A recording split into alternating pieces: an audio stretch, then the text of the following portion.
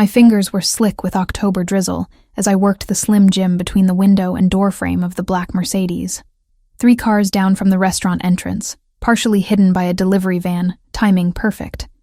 Dominic Caruso was inside finishing dinner with his lieutenants. I had maybe 20 minutes before he returned to his vehicle. 20 minutes to plant a bug that would feed my father everything the Caruso family discussed for the next 3 months. The lock clicked. I eased the door open, slid into the driver's seat, and pulled it closed behind me. The interior smelled like expensive leather and cedar, wealth I'd never touch in my legitimate life as a freelance journalist. My legitimate life. The phrase tasted bitter even in my thoughts. There was nothing legitimate about Samantha Wells anymore. Not since I was 19. I pushed the memory away, focusing on the device in my pocket. Smaller than a quarter, magnetic backing, designed to look like part of the car's wiring harness if anyone happened to check. My father's people had given me explicit instructions. Under the dashboard, left side, near the fuse box. Somewhere it would pick up every conversation that happened in this car. The dashboard release was exactly where the schematic showed. I wedged myself into the footwell, contorting my body to reach the compartment, phone flashlight clenched between my teeth. My heart hammered against my ribs, adrenaline making my hands shake. 7 years. 7 years of doing this, of being his pawn, his weapon, his spy. All because of one terrible night when I was drunk and stupid and got behind the wheel. All because a man died and my father made sure I'd never forget it. Except the man hadn't just died. I'd killed him. Vehicular manslaughter that my father had made disappear through his connections, burying the police report, paying off witnesses, ensuring his only daughter wouldn't rot in prison. The debt I owed him was eternal. Paid in missions exactly like this one. My fingers found the panel, pried it loose. The tangle of wires behind looked exactly like the diagram. I reached for the device in my pocket. The driver's door opened behind me. Cold night air rushed in, carrying the smell of rain and cologne and danger. A hand closed around my ankle, yanking me backward out of the footwell. I yelped, dropping my phone, my head cracking against the steering wheel as I was dragged from the car.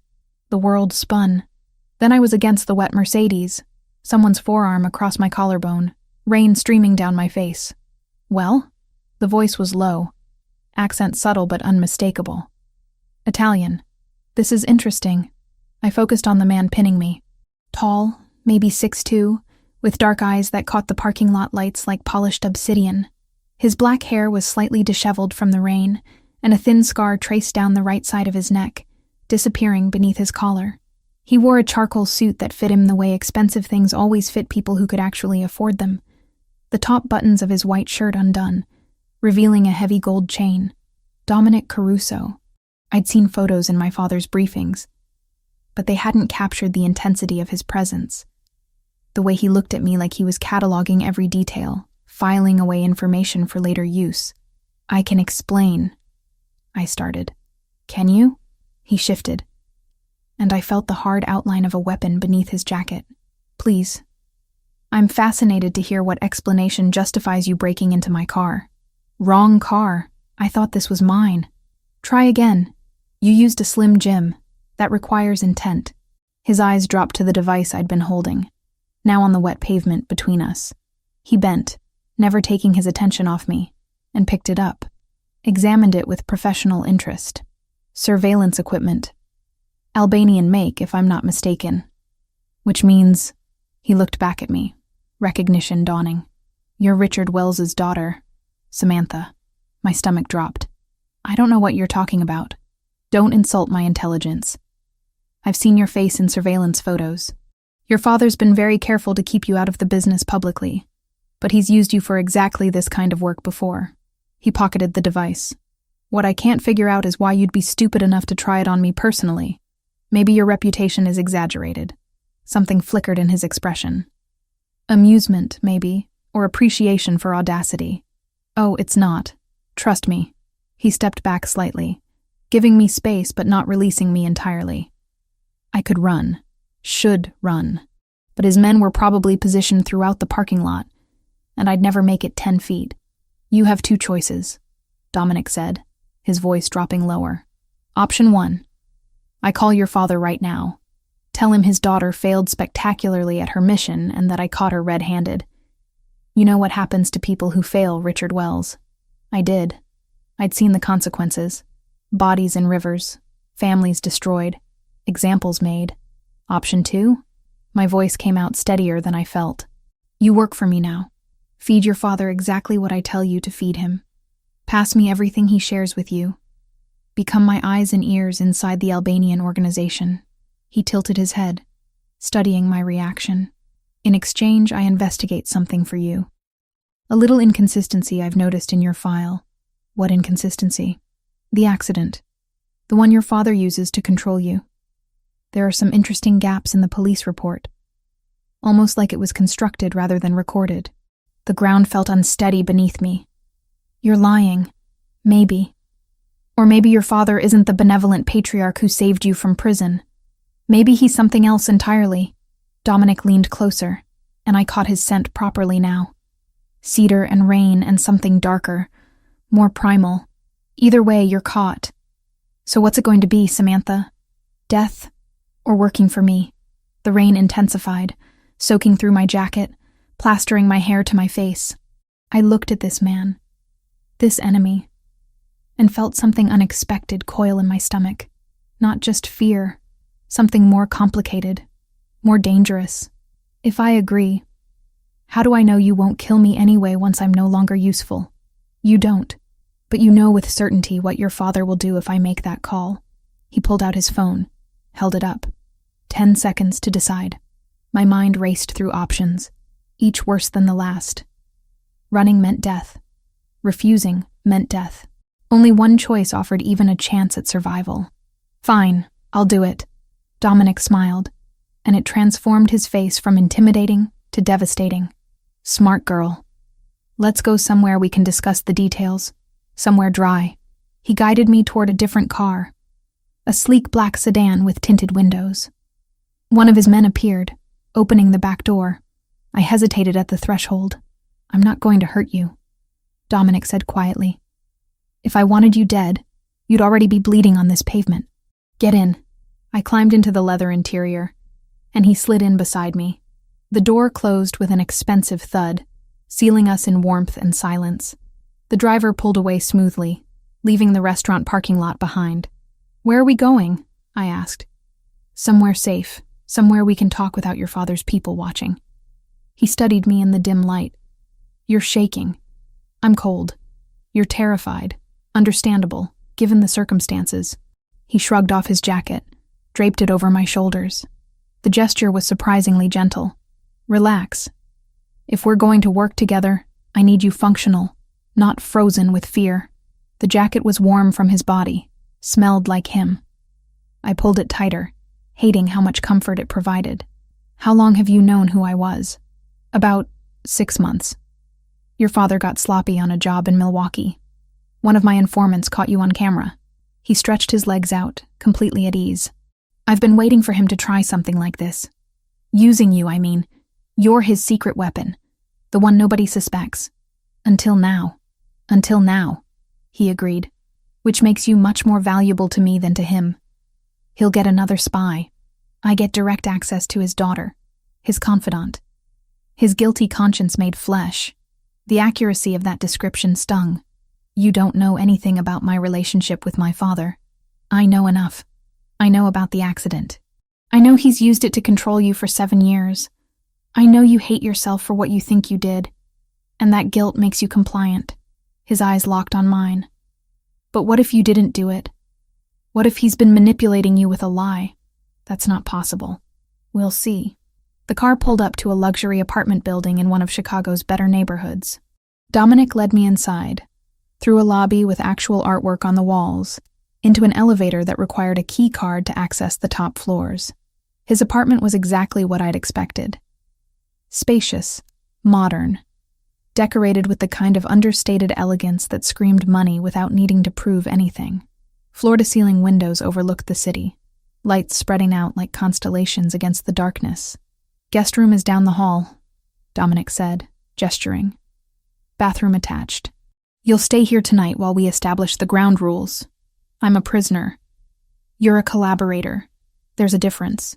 He moved to the bar, poured 2 glasses of something amber, offered me one. Unless you'd prefer to call your father, explain where you've been for the last hour. I took the glass. Sipped. Whiskey, smooth and expensive, burning down my throat. What do you want from me? Information. Loyalty. Your father's complete trust, which you'll maintain by feeding him carefully curated intelligence. He settled onto the couch, utterly relaxed. In exchange, I find out the truth about your accident. And if it is fabricated, I give you proof. Irrefutable proof that frees you from his control. And if it's real, if I really did kill someone, then at least you'll know for certain. Guilt is heavier when it's uncertain. He was right. God help me, he was right. I'd spent 7 years wondering if my memories of that night were accurate. If the flashes I recalled through my drunken haze were real, or constructed by trauma and guilt. When do we start? Tomorrow. Tonight you rest. Process what just happened. Decide if you're truly in, or if you're going to try something stupid like running. He met my eyes. Don't run, Samantha. I'd have to send people after you, and that would be unpleasant for everyone involved. I set down my glass. Where's that guest room? He showed me, pointed out fresh towels and toiletries, closed the door behind him with a soft click. I stood in the middle of the elegant space, still wearing his jacket, still smelling cedar and rain, and wondered what the hell I'd just agreed to. Through the window, Chicago glittered with 10,000 lies and secrets. Somewhere out there, my father was probably wondering why I hadn't checked in yet.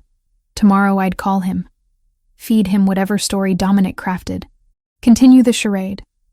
But tonight, standing in the apartment of my father's greatest enemy, I felt something I hadn't experienced in 7 years. Possibility. Morning arrived with unfamiliar sounds, traffic from a different angle, muffled and distant rather than the harsh street noise outside my studio apartment. I opened my eyes to cream-colored walls and designer furniture, momentarily disoriented before last night crashed back into consciousness. I'd agreed to betray my father, to work for Dominic Caruso, to become a double agent in a war I'd never wanted any part of. Someone had left clothes folded on the chair beside the bed. Jeans in my size, a forest green sweater, undergarments still in packaging. The attention to detail was both impressive and unsettling. How long had Dominic been planning for this possibility? The apartment was quiet when I emerged from the guest room, showered and dressed. Dominic sat at the kitchen island with coffee and a tablet, dressed more casually than last night. Dark jeans, a gray Henley that showed the definition of his shoulders, reading glasses perched on his nose. He looked up when I entered. Coffee's fresh. Cream and sugar on the counter if you need it. I poured myself a cup, black, and leaned against the opposite counter. Maintaining distance felt important. We need to discuss the specifics. Direct. I appreciate that. He set down the tablet, removed his glasses. Here's how this works. You call your father this morning. Tell him the mission went sideways. You were nearly caught by building security. Had to abort before planting the device. He'll be angry, but he won't kill you for a failed attempt. Not immediately. And then you continue your normal life. Journalism, coffee with friends, whatever routines you maintain. But when your father gives you assignments, you tell me first. I'll decide what information to let through, what to redirect, how to use you most effectively. The clinical way he described using me should have been offensive. Instead, I found it oddly reassuring. No pretense of friendship or alliance. Just business. What about my investigation? Into the accident? Already started. I have people pulling records, interviewing witnesses from 7 years ago, tracking down the supposed victim's family. He stood, moved to the coffee maker for a refill. Closer now. I caught that cedar scent again. These things take time. Be patient. I've been patient for 7 years. Then a few more weeks won't kill you. His eyes met mine, dark and unreadable. Make the call. Put his mind at ease. Then we'll discuss your cover story. I used my own phone, stepping into the guest room for privacy I knew was illusory. Dominic probably had the whole apartment wired for sound.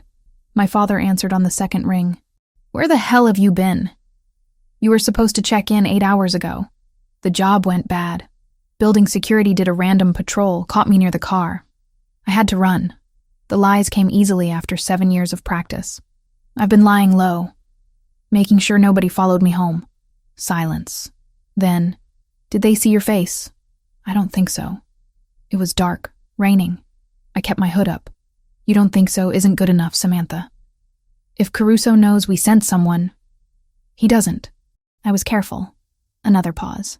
Come to the house tonight. We need to discuss your next assignment. I can't tonight. I have a deadline for an article. True, actually. My legitimate work as a journalist still needed attention. Tomorrow. Fine. Tomorrow. 6 o'clock. Don't be late. He hung up without goodbye. 7 years, and he'd never once ended a conversation with affection. Just demands and expectations, and the constant reminder of the debt I owed. When I returned to the main room, Dominic was typing on his phone. How'd he take it? Angry, suspicious, normal, good. That reaction means he believes you. He pocketed the phone. I need you to accompany me to 2 meetings this week. Business dinners where having a woman present makes things look more social, less threatening. You'll be introduced as a public relations consultant I'm considering hiring. I know nothing about public relations. You're a journalist. Close enough. Just look professional. Make small talk. Observe everything. He studied me. Can you do that without your father's people noticing? Depends where the meetings are. One is Monday evening downtown. The other is Wednesday, near the waterfront. Both public venues. Nothing that screams organized crime. I considered the implications. Being seen with Dominic would raise questions if the wrong people reported back to my father. But refusing would damage my usefulness to Dominic, which seemed more immediately dangerous. I'll do it, but I need to maintain some legitimate work. Articles due. Editor breathing down my neck about a corruption piece. Perfect. Nothing says innocent like deadline stress. Something almost like amusement crossed his face. You have a younger brother, by the way. Christopher. 30 years old, corporate lawyer. He handles the legitimate side of our business, works to keep everything above board legally. The casual mention felt deliberate, like he was offering pieces of himself to build trust, or testing my interest in his personal life. Why are you telling me this? Because you'll meet him eventually. Better you hear it from me first. He moved toward the door, grabbed keys from a bowl on the entry table. I'll drive you back to your apartment. Try to act like your life is normal. That's how this works. The drive took 20 minutes through Chicago's morning traffic. Neither of us spoke, but the silence felt different than last night's charged tension. More like two people figuring out how to exist in an arrangement neither had chosen, but both needed. He pulled up half a block from my building. Call me if your father contacts you with anything time-sensitive. Otherwise, I'll pick you up Monday at 6 for the first meeting. I climbed out, then paused. The investigation. How will I know if you find something? You'll know. I don't keep information that important to myself. His eyes held mine through the open car door. I'm not your father, Samantha. I don't operate through manipulation and guilt. The statement landed with unexpected weight. I nodded, closed the door, watched him drive away before heading inside. My apartment felt smaller after Dominic's luxury space, cramped and cluttered with the debris of a life lived paycheck to paycheck. I'd just settled at my laptop when my phone rang. Kayla, where were you last night? I tried calling 3 times. Guilt twisted in my stomach. Kayla Turner had been my friend since college, the only person outside the criminal world who knew about my father's hold over me. Well, she knew I felt obligated to him. She didn't know about the missions. Research for an article. Lost track of time. At 2 a.m? Try again. I should have known better than to lie to someone who'd known me for 8 years. Can we meet? I'll explain in person. Luna Cafe, 30 minutes. The cafe was crowded with morning rush. Students and professionals grabbing overpriced lattes before work. Kayla sat in the back corner, her editor's eye immediately cataloging my appearance when I slid into the booth across from her. You look exhausted. Rough night. I saw you, Sam. Yesterday evening, getting into a car with a man I didn't recognize. Black sedan, expensive. You want to explain that? My mind raced. How much to tell her? enough to satisfy her concern without revealing the full insanity of my situation. It's for a story, investigative piece about, I grasped for something plausible, about how legitimate businesses in Chicago have ties to organized crime. This guy, he's connected, agreed to give me background information if I keep him anonymous. Kayla's expression said she wasn't buying it completely. And you trust him? I don't trust anyone anymore, but the information could be valuable. Sam, she leaned forward, voice dropping. You're playing with fire. I know you feel like you owe your father everything, but getting mixed up with actual criminals. I'm a journalist. This is what we do. We chase stories other people are too afraid to touch, and sometimes we end up dead for it. The truth of that statement hung between us. She was right to be worried. If she knew the full extent of what I'd gotten into, she'd probably drag me to the police herself. I'll be careful. Promise. She studied me for a long moment, then sighed. At least text me every day so I know you're alive. Deal? Deal. We finished our coffee talking about safer topics. Her struggles with her boss at the newspaper, my upcoming deadline, the new restaurant that had opened downtown. Normal things. Normal conversation. A thin veneer of ordinary life over the chaos beneath. When I got home, there was a message from an unknown number. Just 3 words. Investigation ongoing. Patience. Dominic, reminding me that he was working on his end of our bargain, that somewhere in the archives and records of 7 years ago, the truth about that night might still exist. I spent the rest of the day working on my article about police corruption in the South Side, but my mind kept drifting. To the accident I couldn't quite remember clearly, to my father's convenient rescue and the debt that had defined my adult life, to Dominic's assertion that it might all be fabricated. What if he was right? What if the guilt I'd carried, the weight that had shaped every decision for 7 years, was based on a lie? The possibility felt both terrifying and liberating. If there was no victim, no death, no crime, then there was no debt, no obligation, no chain binding me to my father's will. But that was a fantasy. Hoping for the investigation to free me was dangerous. Hope had a way of making the truth hurt worse when it finally arrived. Monday came too quickly. Dominic picked me up exactly at 6, driving a different car this time. A dark blue sedan that looked expensive, but not ostentatious. I'd dressed professionally, charcoal slacks and a cream blouse, trying to look like someone who actually worked in public relations. The restaurant was elegant without being flashy, the kind of place where business got conducted over wine and appetizers. Dominic introduced me to 3 men whose names I immediately cataloged for later. They treated me with polite interest, asking surface-level questions about my supposed expertise in reputation management. I played the part, drawing on my journalism background to sound knowledgeable about media strategy and public perception. Dominic watched with what might have been approval, his hand occasionally resting on the back of my chair in a gesture that looked casual, but felt calculated. We were building a story, a narrative these men would repeat to others. The Caruso boss consulting with media experts, legitimizing his operations, thinking about public image. It was smart, made him look forward-thinking rather than criminal. On the drive back, Dominic was quiet for several blocks before speaking. You did well tonight. Natural performer. 7 years of lying to my father taught me how to wear masks. That's not a skill most people develop. You should be proud of it. Pride isn't exactly what I feel. He glanced at me, something shifting in his expression. The investigation is yielding interesting results. Inconsistencies in the police report. Missing documentation. A victim whose background seems manufactured. My breath caught. You're certain? Not yet, but I will be soon. His eyes returned to the road. When I have proof, you'll be the first to know. And then, Samantha, you'll have a choice to make about what comes next. The weight of that promise settled over me as we drove through Chicago's night-lit streets. Somewhere in the city, my father was probably planning my next assignment. Somewhere else, the truth about my past was waiting to be uncovered.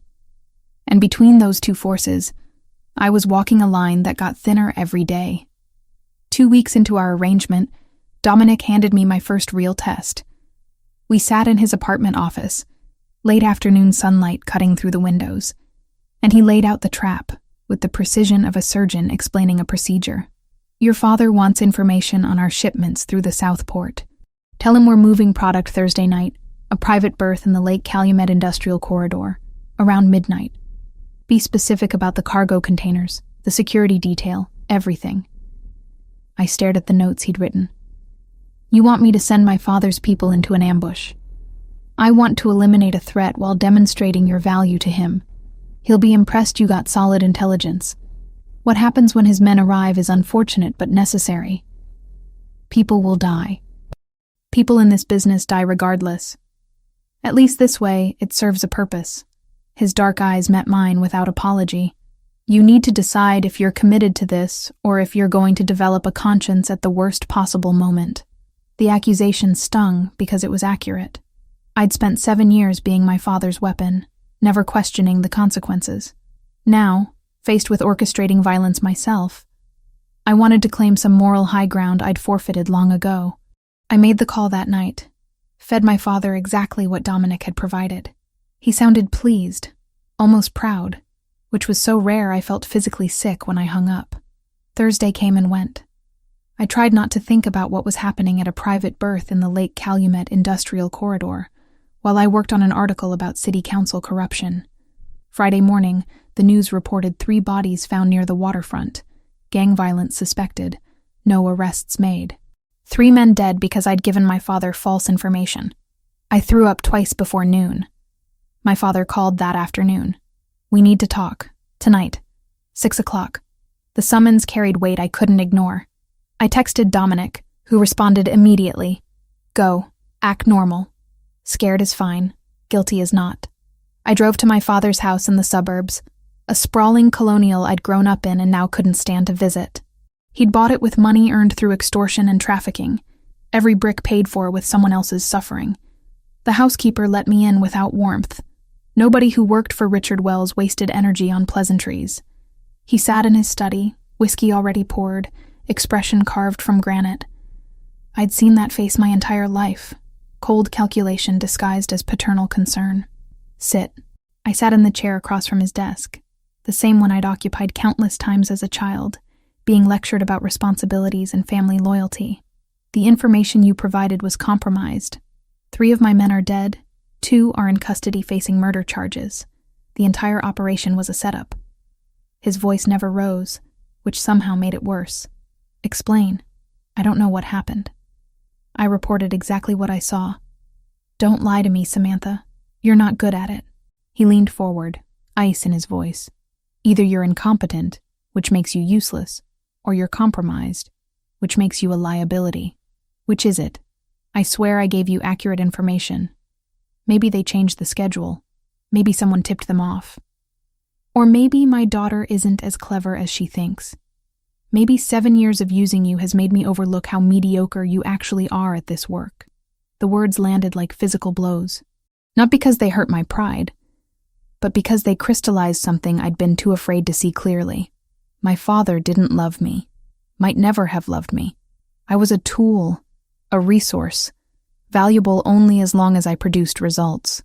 I'm sorry, I heard myself say, hating the automatic apology. Sorry doesn't resurrect the dead or free the captured. Sorry is what weak people say when they've failed.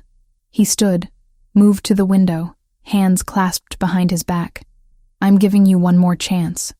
Redeem yourself or accept that you're done being useful to me.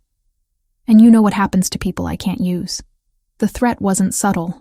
When I left 20 minutes later, hands shaking as I gripped the steering wheel, I understood with perfect clarity that my father would kill me if I became more trouble than I was worth. 7 years of service, of obedience, of sacrificing my own life to pay a debt. None of it had earned me any protection. Just temporary value that could evaporate the moment I stopped being useful. I drove to Dominic's apartment without consciously deciding to.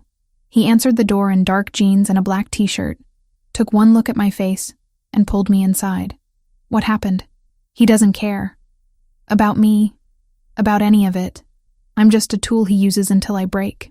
The words tumbled out, ugly and raw.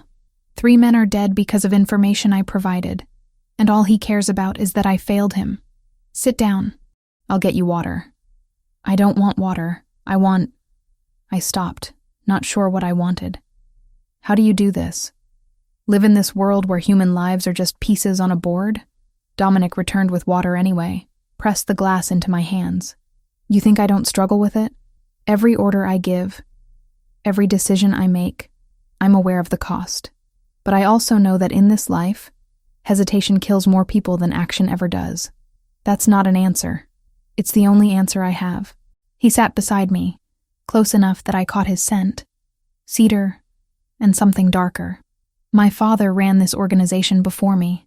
He believed in ruling through fear, through violence so extreme that people wouldn't dare oppose him.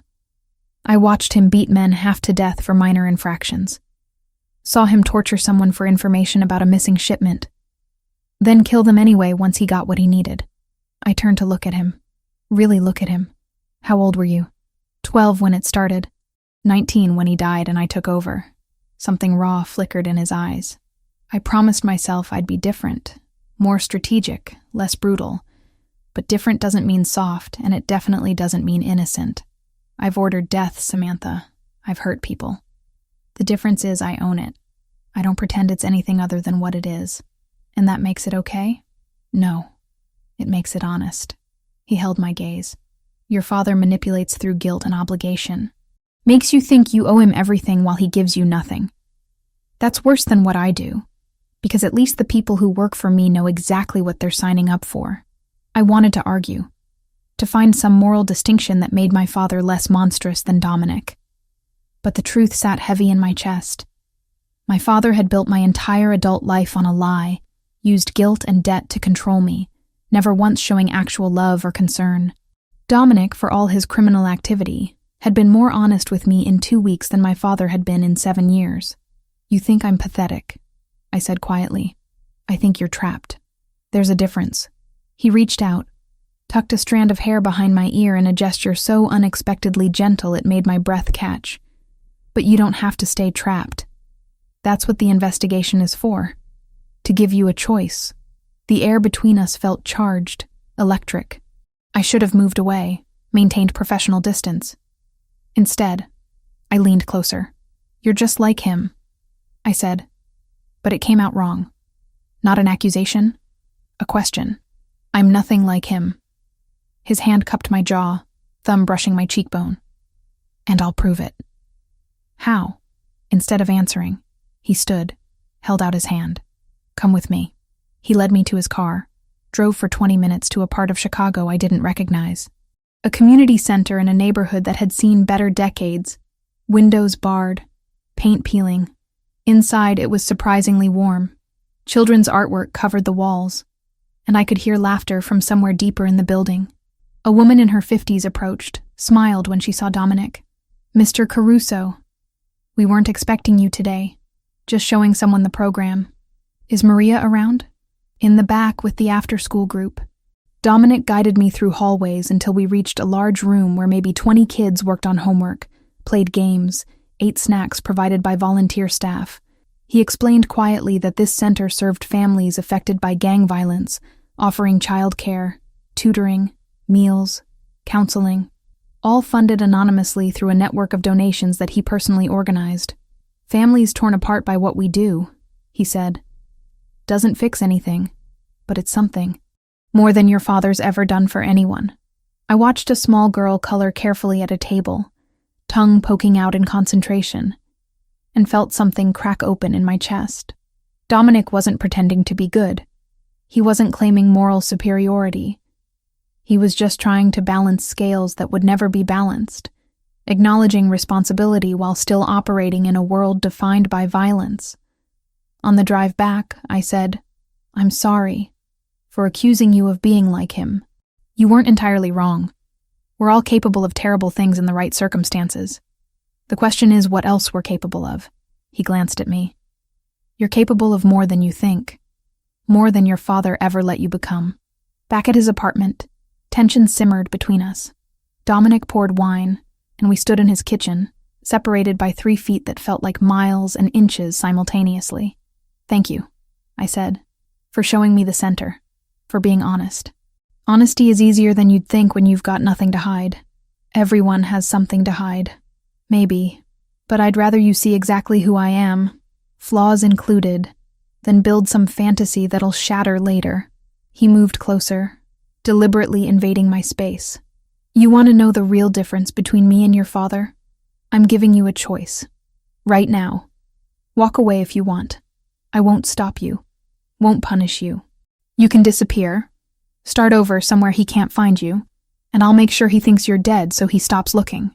Why would you do that? Because nobody should live the way you've been living. Under someone's thumb, paying for a crime you didn't commit with no hope of freedom. His hand found mine, fingers intertwining. But if you stay, if you keep working with me, I need you to be certain it's what you want. Not because you're afraid, not because you feel obligated, but because you choose it. The doorbell interrupted whatever I might have said. Dominic's expression shifted instantly from intimate to alert. He checked his phone, relaxed slightly. My brother. He has terrible timing. Christopher Caruso looked nothing like Dominic. Lighter build, wearing a suit that screamed corporate lawyer, with glasses and a much friendlier face. Until he saw me. Then his expression shuddered into professional neutrality. You must be Samantha, the journalist Dominic's been consulting with. He extended a hand, and I shook it, reading skepticism in every line of his body. Interesting timing for a business meeting. Christopher, Dominic's voice carried warning. Be nice. I'm always nice. Also cautious, which is why I'm here unannounced, checking on my brother who's apparently taking advice from the daughter of our biggest rival. His eyes never left me. No offense. Some taken, I replied, but understandable. That earned a flicker of respect. I'll be direct. My brother has a habit of seeing the best in people, which is admirable until it gets him killed. So before this goes any further, I need to know whose side you're actually on. Mine, I said, surprising myself with the truth. I'm on my own side for the first time in 7 years. If that happens to align with your brother's interests, fine. But I'm done being anybody's pawn. Christopher studied me for a long moment, then looked at Dominic. I like her. Still don't trust her, but I like her. He headed for the door, paused. Be careful, both of you. The Albanians aren't going to take those losses lying down, and our own people are getting nervous about all the changes you're making. Recipe for disaster if you're not careful. After he left, Dominic turned to me. He's protective. Can't blame him. Neither can I. I wouldn't trust me either. Lucky for you, I do. He stepped closer, erasing the distance between us. So what's your answer? Stay or go? I should have asked for time to think.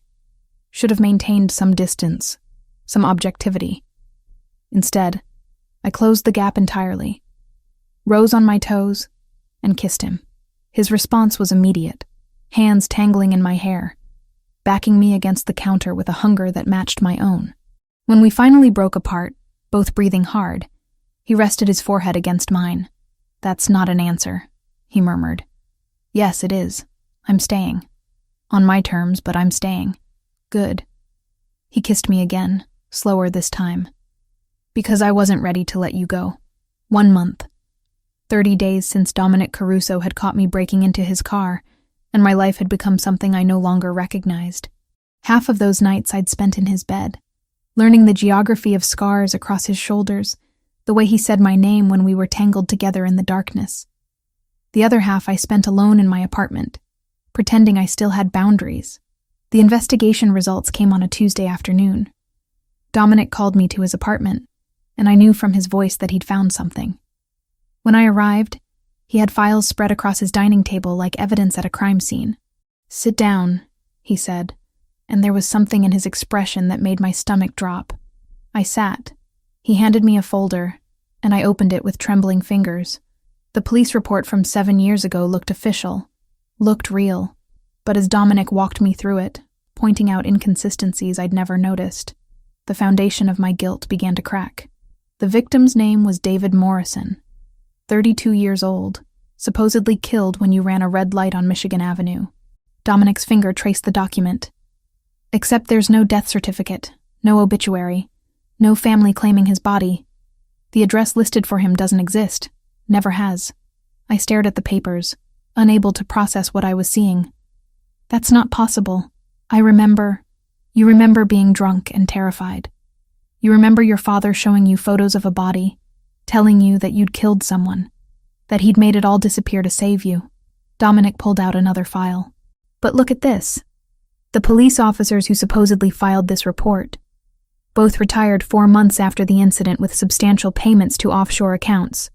The witnesses, actors from a talent agency your father has used before for various operations. The world tilted sideways. I gripped the edge of the table, trying to anchor myself to something solid as 7 years of carefully constructed reality dissolved. He lied. About all of it. Yes. Dominic's hand covered mine. You never killed anyone, Samantha. There was no accident. Just an elaborate manipulation designed to control you from the age of 19. The folder slipped from my fingers. Paper scattered across expensive hardwood, and I didn't care. Couldn't care about anything except the rage building in my chest like a storm. I need to call him. Are you sure that's... Now. I need to call him now. Dominic handed me his phone. Something about using an untraceable line, but I barely heard him over the roaring in my ears. My fingers shook so badly it took 3 tries to dial my father's number. He answered with his usual brusque greeting. What? David Morrison. Tell me about David Morrison. Silence stretched across the line. Then, I don't know what you're talking about. The man I supposedly killed. Except he never existed, did he? You fabricated the entire thing. The accident. The victim. The police report. All of it. My voice cracked. You've been lying to me for 7 years. I did what was necessary to secure your loyalty. You were rebellious. Unreliable. I needed leverage. The casual admission, delivered without apology or remorse, broke something fundamental inside me. I was 19 years old. You were a liability. Now you're an asset. The method doesn't matter. The method was my entire life.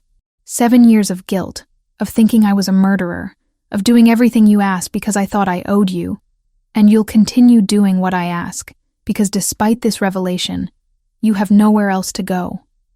I made you, Samantha. Everything you are exists because I shaped you. Go to hell. I ended the call, threw the phone across the room hard enough that it shattered against the wall. Then I was on the floor, folding in on myself. 7 years of false guilt and real rage pouring out in a way I couldn't control. Dominic was there, arms around me, not saying anything because there was nothing to say. He just held me while I broke apart, and somehow that made it bearable. Hours later, we lay in his bed, my head on his chest, listening to his heartbeat, real and solid and honest in ways my father had never been. What do I do now? I whispered. Whatever you want.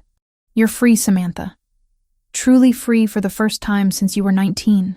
Except I wasn't. Not completely. Because I was still tangled in this world, still caught between 2 criminal organizations, still performing a role that required lies and deception. But at least now I was choosing it. That had to count for something. The next 2 weeks blurred together. My relationship with Dominic shifted. Deepened in ways I hadn't anticipated. We were lovers, yes, but also partners. He included me in strategy discussions, asked my opinion on territorial disputes, treated me like an equal rather than an asset. It was intoxicating and terrifying in equal measure. My journalism work continued. I was finishing a piece about police corruption in the South Side, interviewing sources, following leads. One of those leads brought me to a retired detective who'd worked organized crime for 30 years. He talked freely about old cases, about the Albanian operation run by Richard Wells, about upcoming conflicts between the major families. Word is, Wells is planning something big, he said, settling into his chair with coffee. Some kind of play against the Italians. Public event, lot of witnesses meant to send a message. 3 weeks from now, maybe less. My blood turned cold. What kind of event? Charity gala. The one Caruso hosts every year for that youth center he funds. Wells wants to hit him there, make it clear that even philanthropy won't protect him. I barely remembered driving back to my apartment. Barely remembered calling Dominic, hearing his voicemail, hanging up without leaving a message. The information sat like poison in my stomach. If I told Dominic, I was sentencing my father to whatever retaliation would follow, sealing my position as a traitor, burning that bridge permanently and irrevocably. If I stayed silent, Dominic would walk into an assassination attempt, might die because I was too cowardly to choose. 2 days I carried that knowledge. 2 days of avoiding Dominic's calls, of pretending to be buried in deadline work, of lying awake at night weighing impossible choices. On the 3rd day, Dominic showed up at my apartment. I opened the door to find him standing there, expression carved from stone. "What's wrong?" "I don't know. You tell me." He walked past me, into my small living room, turned to face me with his arms crossed.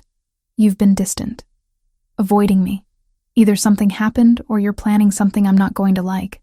Which is it?" I could lie. Should lie. Protect myself. Protect the fragile neutrality I'd managed to maintain.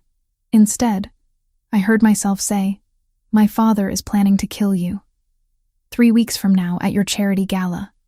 Assassination in public, meant to send a message.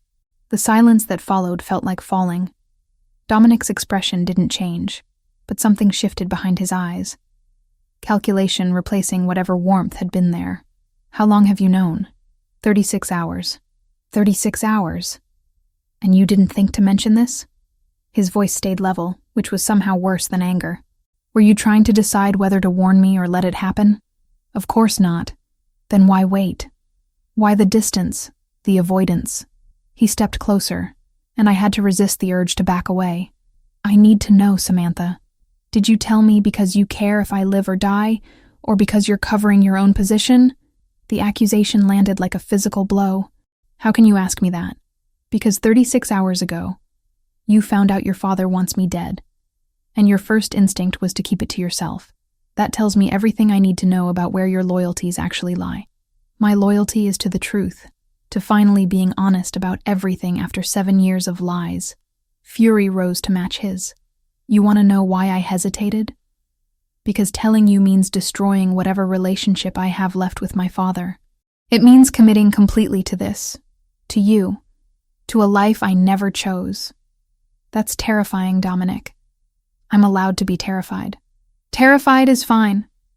Waiting 36 hours while I walk around completely exposed is not. I'm telling you now. That should count for something. It does. Just not as much as you think it should." He moved toward the door, stopped with his hand on the knob. "I'll handle your father's plan. You should stay away from the gala. From me.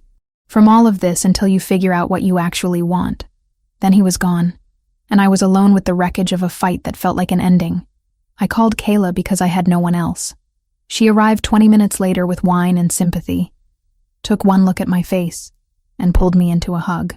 "Tell me everything." So I did. The whole story, from the fake accident to the double agent arrangement to falling for Dominic despite knowing better. She listened without interrupting, and when I finished, she said exactly what I needed to hear. "You're in love with him. That's your takeaway? Not that I'm working for the mob, or that my father is a sociopath, or that I'm trapped in an impossible situation. All of those things are true. But the reason you're this destroyed is because you love Dominic Caruso, and you're terrified he won't forgive you." She poured us both more wine. "So what are you going to do about it?" I stared into my glass, seeing my reflection distorted in the dark liquid. What was I going to do? Keep playing both sides until someone got killed? Run away and start over somewhere else? Or finally, definitively, choose? "I don't know," I admitted. "But I think I'm about to find out." 10 days after I told Dominic about the assassination plot, my father discovered I'd betrayed him. I found out the old-fashioned way. 6 armed men showing up outside my apartment building at 2 a.m. I woke to my phone vibrating with Dominic's name on the screen. His voice was clipped, urgent. "Don't leave your apartment.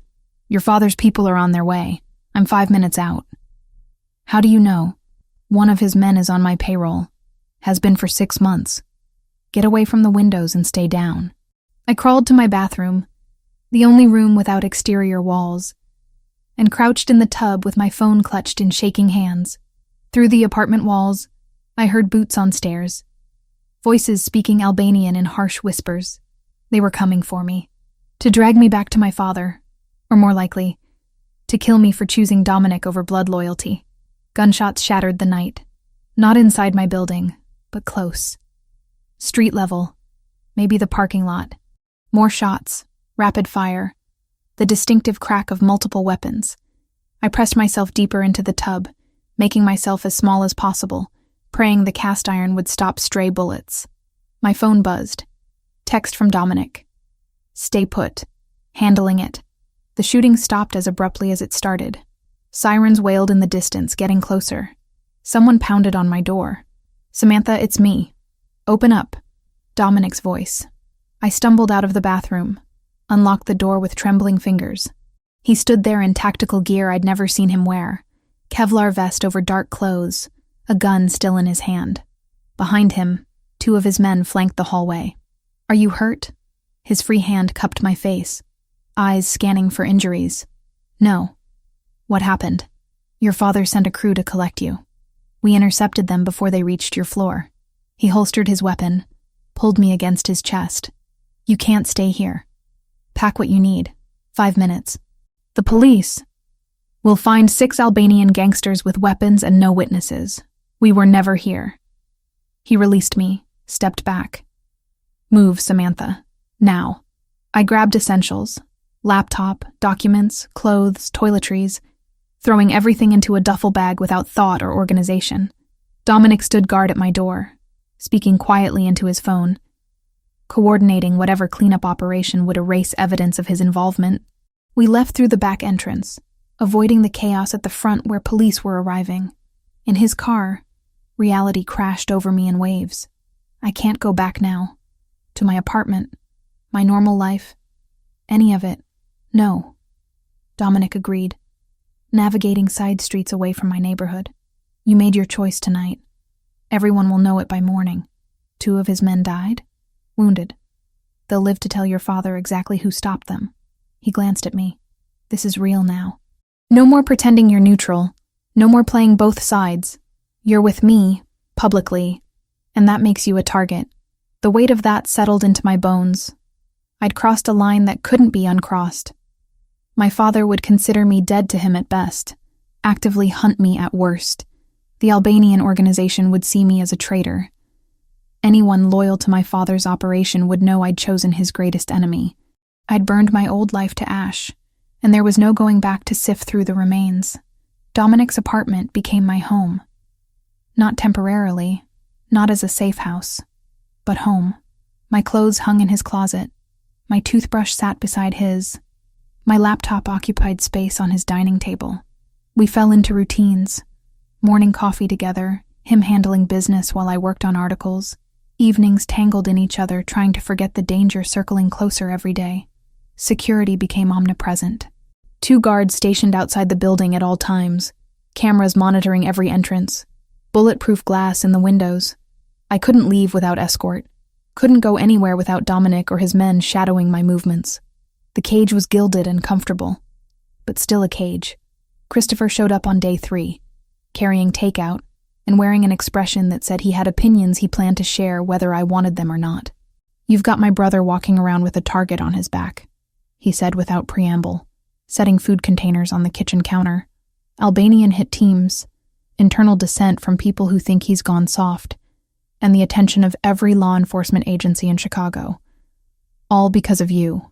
Christopher, Dominic warned. No, he's right. I met Christopher's eyes. Everything he said is true, but I'm not leaving, and I'm not pretending this is temporary. So either accept it or tell me now that you want me gone. Christopher studied me for a long moment. Then surprisingly, he smiled.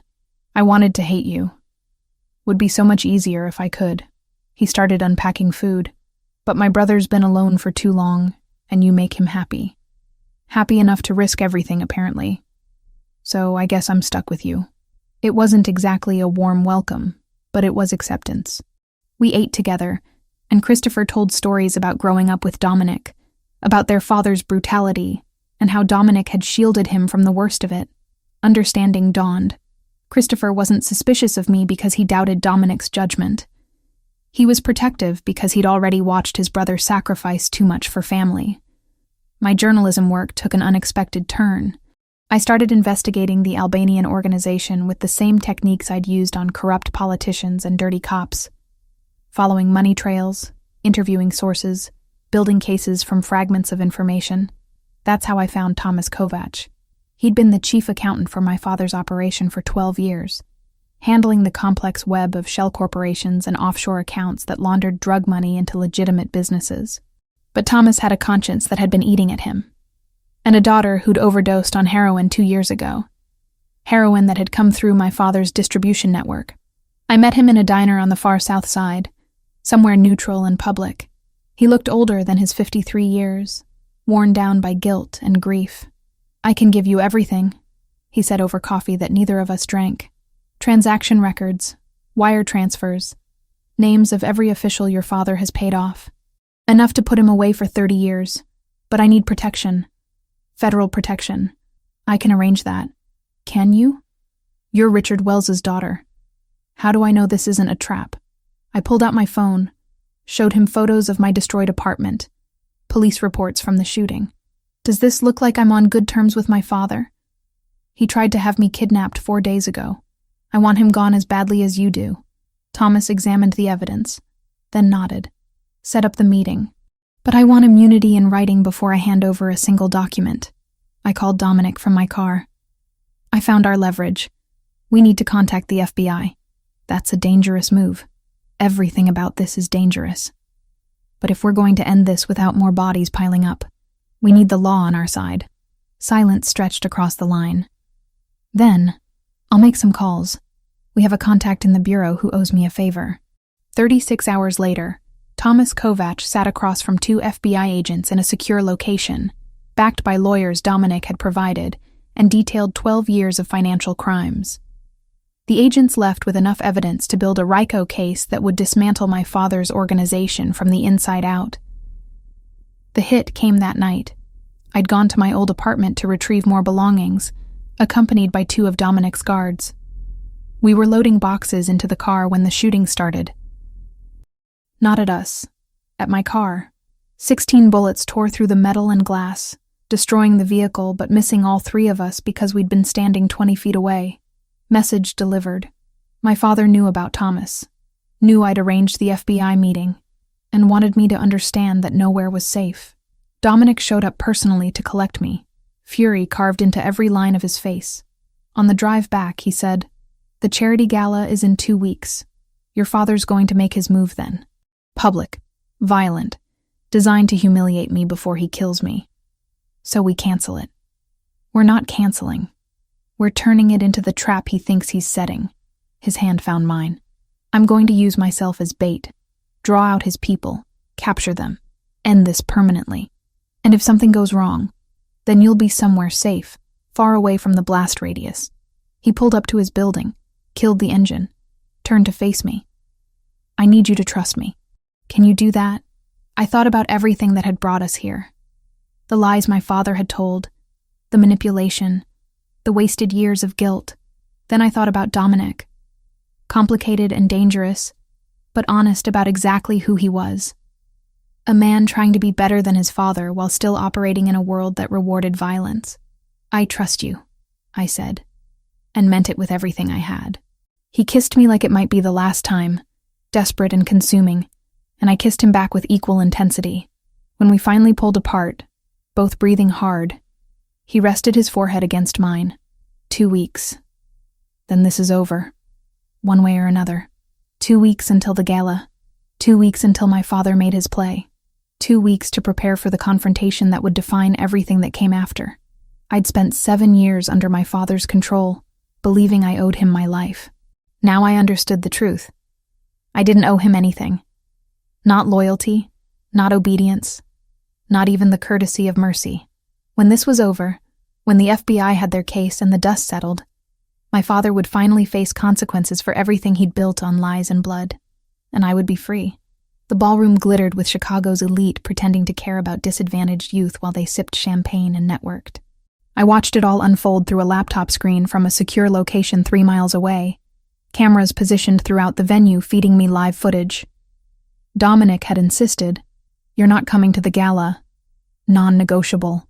We'd fought about it for 2 days before I accepted the reality. My presence would complicate everything. The Albanian shooters knew my face, might hesitate or change tactics if they saw me. Better to be safely removed, monitoring from a distance while Dominic put himself directly in the crosshairs. Christopher sat with me in the safe house, another laptop open beside mine, tracking different camera angles. His usual corporate polish had been replaced with tactical efficiency. Earpiece connected to Dominic's security team, gun resting on the table within easy reach. "He's at the podium," Christopher said unnecessarily.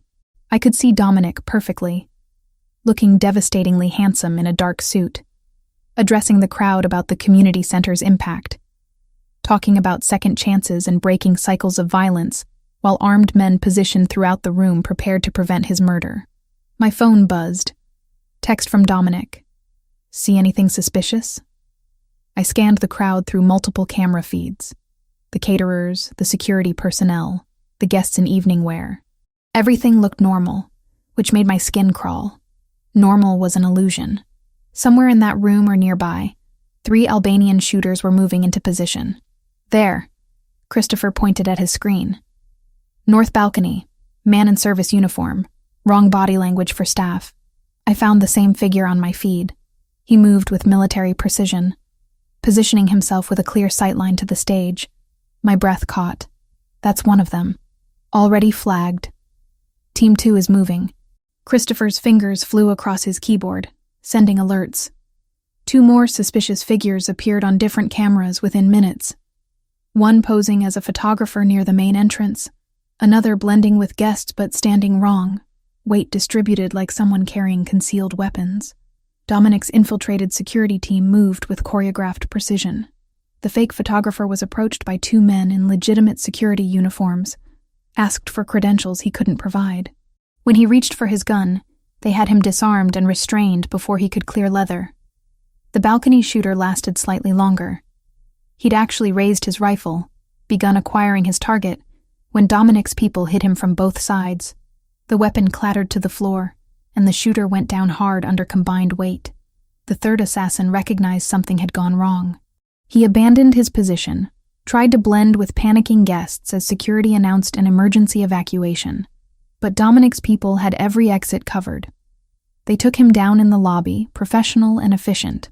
Christopher received communication through his earpiece, relayed it to me. All 3 shooters in custody, no casualties.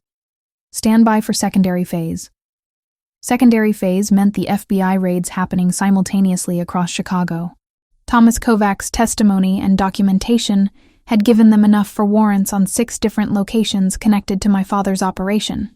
As shooters were being arrested at the gala, federal agents were executing those warrants. My phone rang. Unknown number. I answered on speaker. "Ms. Wells, this is Special Agent Delaney with the FBI. We have your father in custody. Arrested at Rosario's restaurant 20 minutes ago without incident. He's being transported to federal holding now." The words didn't feel real. 7 years of living under his control. And it ended with a phone call from a stranger. "What happens next? We'll need your full statement. Everything about the fabricated accident, the years of coercion, the intelligence you were forced to gather. Your testimony will be crucial to the prosecution. When? Tomorrow morning, if you're available. Bring your attorney." I hung up, hands trembling. Christopher was already pulling up news feeds on his laptop. Breaking news banners screamed about major organized crime arrests, FBI raids, the Albanian criminal network in Chicago dismantled. Another camera feed caught my attention. Dominic, surrounded by his own security team and legitimate law enforcement, giving a statement to police. He looked tired but unharmed, and relief flooded through me so intensely I nearly sobbed. Christopher's phone rang. He listened, his expression softening. "She's okay. We're both fine. Yeah, we're watching the feeds." "No, she hasn't seen it yet." He glanced at me. "Dom wants to talk to you." He handed me his phone. Dominic's voice filled my ear, rough with adrenaline and emotion. "Are you all right? I should be asking you that. You were the one standing in front of guns. Guns that never had a chance to fire. The plan worked perfectly. Background noise suggested he was moving, probably being escorted out of the building. Your father's in federal custody. It's over, Samantha. Actually over. The weight of those words settled into my bones. Over. 7 years of manipulation, of guilt, of living as someone else's weapon. Finished. I need to see you. Christopher's bringing you to the apartment. I'll meet you there in an hour. We'll celebrate properly. The safe house felt too small suddenly. Walls pressing in. Christopher packed up our equipment efficiently, made calls to coordinate our transport back to Dominic's place. A different car than we'd arrived in, different route, extra security following at a distance. Even with the immediate threat neutralized, caution remained necessary. Dominic beat us back to the apartment by 10 minutes. When I walked through the door, he was there, jacket discarded, sleeves rolled up, looking more real and solid than anything I'd seen on a screen. I crossed the space between us in 3 steps, and he caught me, arms wrapping tight. You're safe. I breathed against his chest. So are you. That's all that matters. Christopher cleared his throat delicately. I'm going home. You two have earned a quiet night. He squeezed my shoulder as he passed, the gesture surprisingly affectionate. Welcome to the family officially. After he left, Dominic guided me to the couch, poured us both whiskey. We sat close, my head on his shoulder, his arm around me, processing everything that had happened. The FBI called. They want my statement tomorrow. I'll have lawyers there with you. Make sure they understand the coercion, the manufactured guilt, all of it. His fingers traced patterns on my arm. Your father's looking at RICO charges, money laundering, conspiracy to commit murder. He won't see freedom again. Good. No ambivalence, no conflicted feelings. Just relief that a man who'd built his power on manipulation and violence would finally face consequences. My phone buzzed with a text from Kayla. Just saw the news. Are you okay? Call me when you can. I sent back a quick response promising to call tomorrow, then silenced my phone entirely. Tonight was for processing, for being with Dominic, for understanding that the chapter of my life defined by my father was finally, definitively closed. What happens now? I asked. Now we figure out what normal looks like. Dominic kissed my temple. You finish your articles, testify at the trial, rebuild your life without looking over your shoulder. I work with Christopher to legitimize more of the business, step back from the dangerous operations. We see if we can build something real together. Sounds impossibly optimistic. Maybe, but we've earned some optimism. He shifted to look at me directly. I love you, Samantha. Have from the moment you tried to lie your way out of being caught in my car. Probably should have mentioned it before the night people were trying to kill me. Despite everything, I laughed. Terrible timing, but I love you too. Even when you're being recklessly heroic and using yourself as bait. In my defense, it worked. This time, don't make it a habit. We stayed on that couch for hours, talking through everything that had happened, making plans for tomorrow and next week and next month. The future felt expansive in a way it never had before, not constrained by guilt or obligation or fear. Around midnight, Dominic's phone buzzed with updates. All 3 shooters in custody, cooperating with authorities in exchange for reduced sentences. My father's organization in chaos. Leadership vacuum being filled by infighting. The FBI confident they had enough evidence to secure convictions on multiple charges. And me? For the first time in 7 years. I was just Samantha Wells. Journalist, girlfriend of a complicated man trying to be better. Survivor of manipulation who'd found her way to freedom. It wasn't a fairy tale ending. The world Dominic operated in still carried dangers, and my father's trial would dredge up painful history. But it was honest. Real. Built on choices instead of coercion. That night, lying in Dominic's bed with his arms around me, I slept without nightmares for the first time in longer than I could remember. The guilt that had defined my adult life was gone, replaced by something I barely recognized. Peace. Fragile and new, but real, and that was everything. 3 weeks after my father's arrest, I sat in Dr. Sarah Chen's office and tried to explain how it felt to discover your entire adult life had been built on a lie. Liberating, I said, then immediately corrected myself. No, that's not right. Liberating implies joy. This is more like having surgery without anesthesia. Necessary, painful, and I can see everything being cut away. Dr. Chen, Kayla had recommended her after I'd spent 2 days unable to get out of bed, wrote something in her notebook. That's a vivid metaphor. Tell me more about what's being cut away. The guilt. 7 years of believing I'd killed someone, that I owed my father everything. It shaped every choice I made. I picked at the throw pillow on her couch. Now it's gone, and I don't know who I am without it.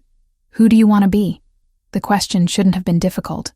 But sitting there in her comfortable office with its soft lighting and carefully neutral decor, I realized I'd never been allowed to want anything. My father had dictated my path, and even after learning the truth, I'd been so focused on survival that desire felt foreign. I want to be someone who tells the truth, I said finally. About everything. No more secrets, no more manipulation, just honesty, even when it's ugly. That became my anchor. Twice-a-week therapy sessions where I dismantled years of conditioning, learning to separate guilt from responsibility, fear from caution. Dr. Chen never judged the choices I'd made. Working for my father, becoming Dominic's informant, the moral compromises along the way. She just helped me understand why I'd made them, and how to move forward without repeating the patterns. The trial date was set for 6 weeks out. I'd already given my preliminary statement to the FBI, but the formal testimony would require me to face my father in court, detail the fabricated accident, and 7 years of coercion in front of a jury. My lawyer, provided by Dominic, assured me it would be straightforward. Your testimony establishes motive for the RICO charges, shows a pattern of manipulation and control that extended to using you as an intelligence asset. Combined with the financial crimes and conspiracy charges, we're looking at multiple life sentences. Multiple life sentences. My father would die in federal prison. I should have felt something. Grief, maybe, or satisfaction. Instead, there was just hollow relief. He couldn't hurt me anymore. The Albanian organization collapsed faster than anyone anticipated. With my father in custody, and his senior lieutenants either arrested or fleeing jurisdiction, the power vacuum created chaos. 2 factions emerged. One militant, and one pragmatic, and they'd spent 3 weeks trying to kill each other. Dominic worked the situation carefully. Christopher handled the legal negotiations while Dominic met with the moderate faction's representatives in neutral locations, always with security, always with contingency plans. I was at the apartment when he returned from the final negotiation. He looked exhausted, tie loosened, jacket slung over his shoulder. It's done. They accepted the territorial agreement. Northern routes and import operations go to them. We maintain the south side and consolidate our legitimate holdings. He poured himself whiskey, drank it in one swallow. 3 blocks of the city aren't worth more bloodshed. They know it. I know it. Finally, everyone's tired enough to admit it. I crossed to him, wrapped my arms around his waist from behind. That's a good thing. It's a pragmatic thing. Good is relative. But he covered my hands with his, accepting the comfort. Christopher wants you at dinner next week. Family dinner, he specified. With his wife and kids. That's progress. That's him finally accepting you're permanent. Dominic turned in my arms, studied my face. How was therapy? Productive. Painful. Both. I rested my forehead against his chest. Dr. Chen thinks I'm making good progress. Says I'm developing healthier coping mechanisms. Does she know you're sleeping with a criminal? She knows I'm with someone who's complicated but honest with me. That's what matters to her. I looked up at him. And you're working to be less of a criminal. That counts for something. He smiled, the expression softening his usually intense features. Christopher has a timeline. 3 years to legitimize 60% of operations. 5 years to be completely clean. It's aggressive but possible. What happens to the people who don't want to transition? They find other employment.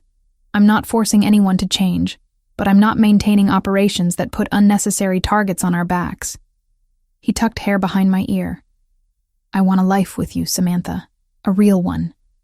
That requires getting out of situations where federal prosecutors might decide I'm worth investigating. My journalism work had become my salvation. I'd started writing immediately after the gala, channeling everything I'd learned into a series of investigative articles about familial coercion and organized crime, how children of criminals were groomed, manipulated, used as assets. I'd changed names, altered details enough to protect sources, but the core truth remained. The series was picked up by a national magazine.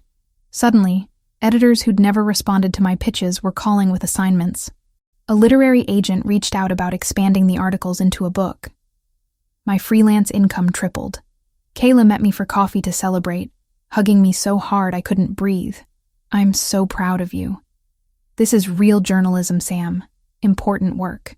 It's therapy disguised as investigation. I'm just writing about what I lived through. That's exactly why it matters. Nobody writes about this stuff from the inside." She stirred her latte unnecessarily. "How are you doing?" "Really? Better. The nightmares have decreased. I can think about my father without feeling like I'm going to throw up. Small victories. Those are huge victories." She reached across the table, squeezed my hand. "And Dominic?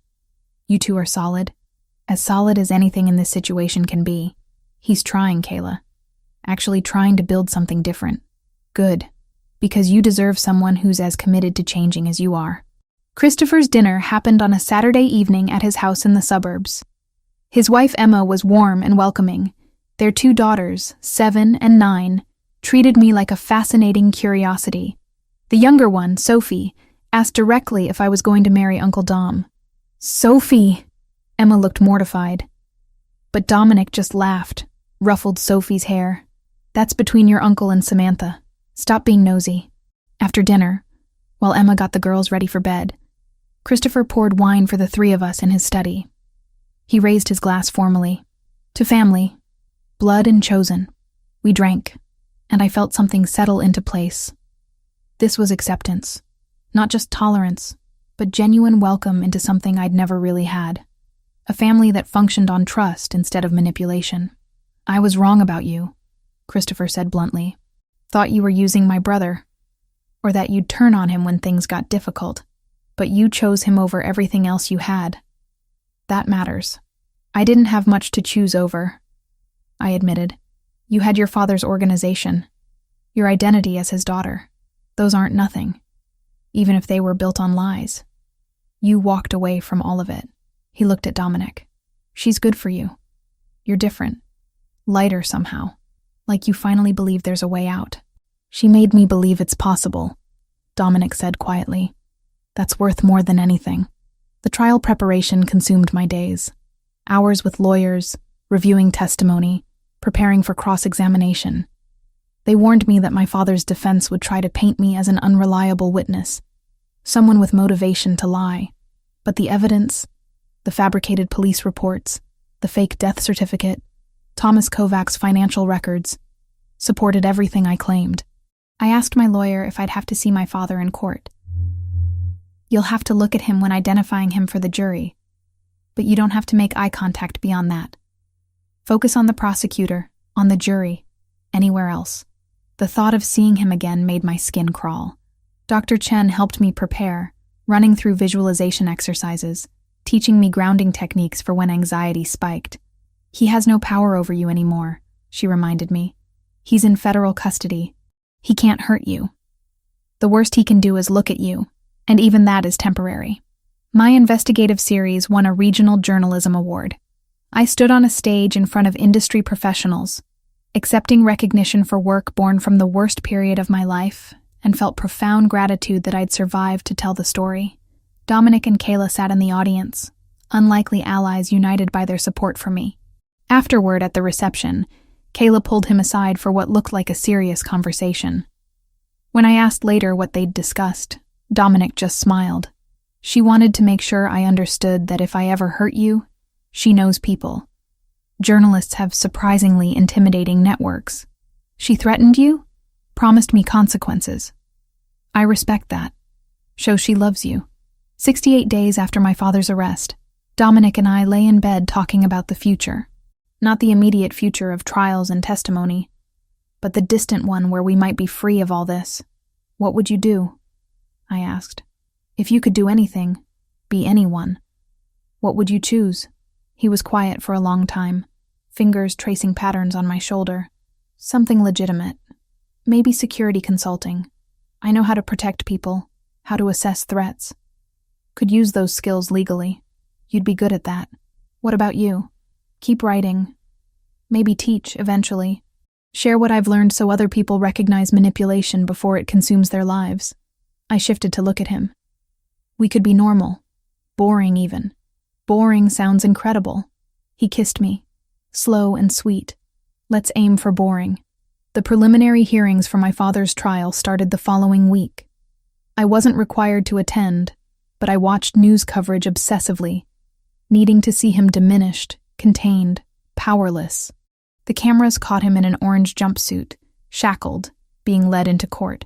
He looked smaller than I remembered. Older. Ordinary. That night, I slept without medication for the first time since the arrest. Progress, Dr. Chen called it when I told her. Reclaiming my life, piece by piece, day by day. 3 months from the night Dominic caught me breaking into his car, I was becoming someone new. Someone who told the truth, who chose her own path, who loved a complicated man working to be better. It wasn't the life I'd imagined at 19. It was better, harder, messier, but genuinely mine. 6 months after my father's arrest, I stood in the visitor's room of a federal prison and waited for the man who'd stolen 7 years of my life. The trial had lasted 3 weeks. I'd testified for 6 hours, detailing the fabricated accident, the years of manipulation, the missions he'd forced me to complete. The jury deliberated for 4 days before returning guilty verdicts on all counts. 28 years in federal prison. He'd be 80 when released, if he lived that long. My therapist had suggested this visit, not for his benefit, but for mine. Closure doesn't require forgiveness, Dr. Chen had said. Sometimes it just requires seeing them reduced to what they actually are. Human, powerless, no longer capable of hurting you. Richard Wells shuffled into the room in prison orange, hands cuffed, looking smaller than I remembered. Older. The authority he'd wielded my entire life had been stripped away, leaving behind an ordinary man facing decades behind bars. We sat across from each other, separated by a table that might as well have been a chasm. I have nothing to say to you, he started, voice flat. Good, because I'm not here for conversation. I'm here to tell you that I've moved on, that your control ended the moment you were arrested, and I'm building a life you'll never touch.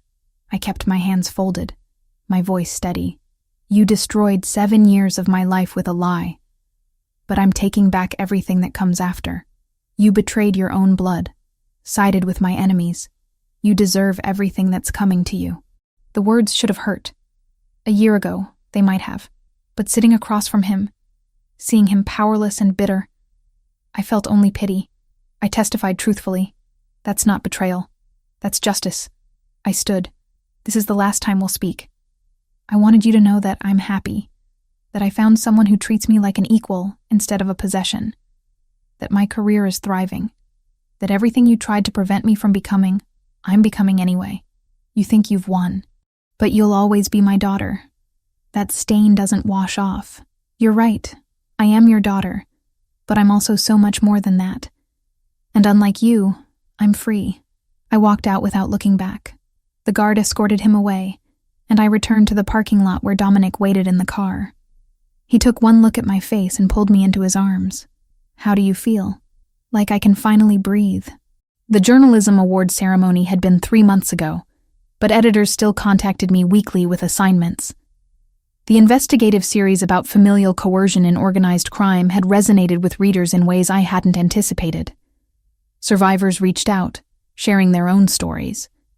Academics cited my work in papers about psychological manipulation. A publishing house offered a book deal with an advance that made me cry. I'd signed the contract 2 weeks ago. The book would take a year to write, changing names and details to protect sources while maintaining the emotional truth of what I'd lived through. Kayla had already volunteered to be my first reader, promising brutal honesty about anything that didn't work. You're going to help so many people, she'd said over celebratory drinks. Make all of this suffering mean something. Dominic's transformation had been equally dramatic. Christopher reported that 65% of their operations were now completely legitimate. Real estate holdings, licensed import businesses, consulting firms that actually consulted. The remaining gray areas were being phased out systematically. 3 more years, Dominic had told me during a quiet dinner last month. 3 years and we're completely clean. No more looking over shoulders, no more federal scrutiny, just boring business operations. Boring sounds perfect. Boring sounds like everything I never thought I'd have. The proposal happened on a Tuesday evening in April. We'd been cooking dinner together, something we'd started doing regularly. A small claim to normalcy in lives that had been anything but normal. Dominic was chopping vegetables for a salad while I monitored pasta on the stove, and we were arguing about whether carbonara required cream. It absolutely does not, I insisted. That's an American bastardization. Some bastardizations are improvements. You're impossible. He set down the knife, wiped his hands on a towel, and pulled a small box from his pocket. I'm also serious about wanting to spend the rest of my life arguing with you about pasta recipes. The ring was simple. A single diamond on a platinum band, elegant without being ostentatious. Exactly what I would have chosen if he'd asked. Samantha Wells, will you marry me? I looked at this man who'd caught me breaking into his car, who'd offered me freedom in exchange for information, who'd fallen in love with me somewhere along the way and changed his entire life because of it. There was only one possible answer. Yes, we'd kissed while the pasta water boiled over, laughing and crying simultaneously, and it had been perfect. The wedding happened 6 weeks later. 20 guests in Christopher's backyard, spring flowers blooming, Sophie and her sister serving as flower girls.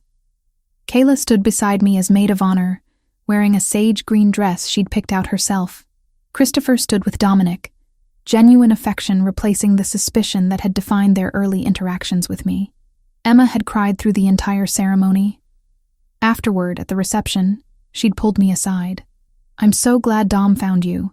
He's been alone too long, carrying too much. You make him believe in possibilities. He makes me believe in them too. That night, in the hotel suite Dominic had booked downtown, we'd made love slowly, savoring the knowledge that this was just the beginning. No more hiding, no more fear, just us building something real together. 3 months after the wedding, I sat in the home office of our new apartment. We'd moved somewhere lighter, with better views and less history, working on a chapter about the psychology of manufactured guilt. My deadline was approaching, but the words were flowing easily. Truth always wrote faster than fiction. Dominic appeared in the doorway holding 2 mugs of coffee, prepared exactly how I liked it.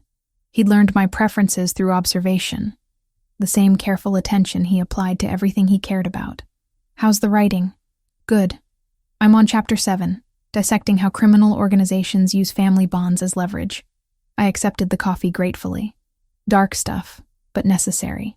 He settled into the chair across from my desk, his own mug cradled in both hands. Christopher finished negotiating the sale of our last gray area operation yesterday. As of next month, we're completely legitimate. 2 years ahead of schedule. Turns out a lot of people were ready to change. They just needed someone to give them permission. He smiled, the expression transforming his usually intense features. I'm starting the security consulting firm in January. Already have 3 corporate clients interested. That's incredible. It's terrifying. And hopeful. And about 15 years overdue. He stood, moved behind my chair, hands settling on my shoulders. Come take a break. You've been writing for 4 hours.